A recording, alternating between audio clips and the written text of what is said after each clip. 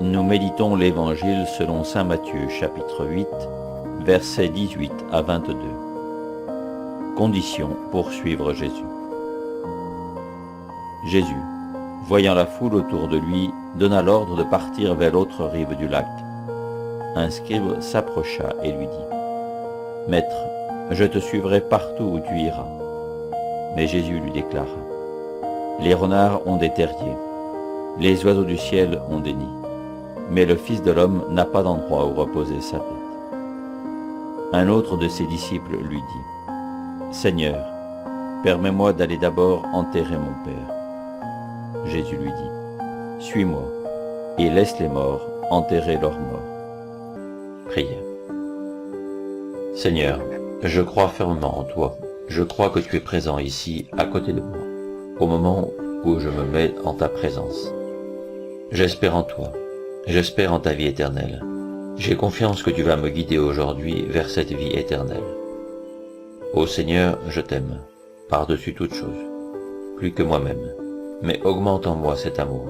Donne-moi de n'aimer que toi et d'aimer tes créatures, parce que toi, tu les aimes.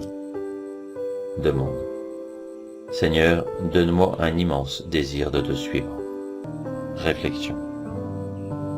Premier point. Un scribe s'approcha et lui dit : « Maître, je te suivrai partout où tu iras. » Beaucoup se disent chrétiens, des foules l'entourent. Combien suivent Jésus?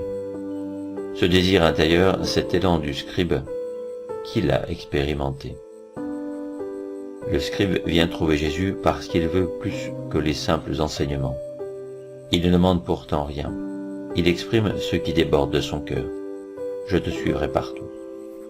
Cet élan du cœur qui veut suivre Jésus, d'où vient-il?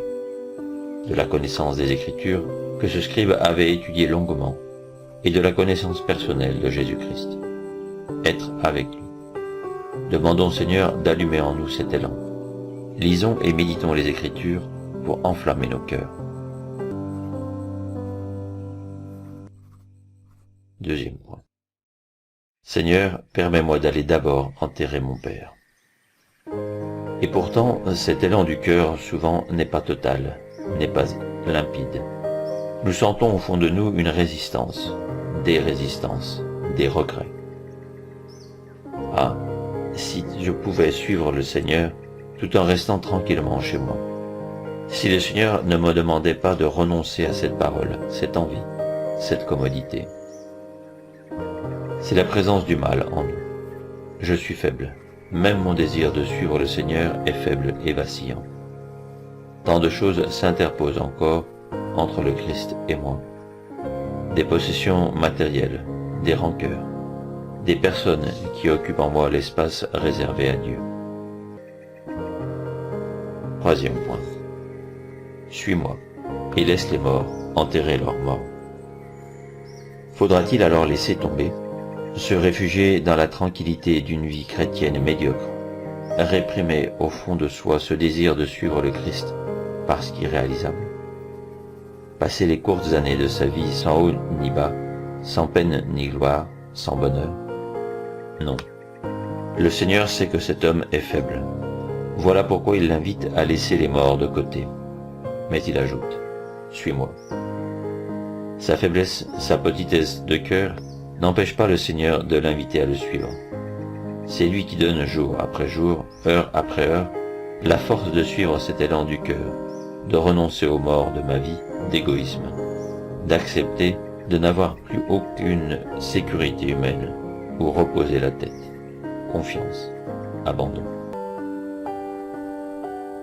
Dialogue avec le Christ. Ô Jésus, allume en moi ce désir de te suivre, ou, si je l'ai déjà dans mon cœur, purifie-le, renforce-le.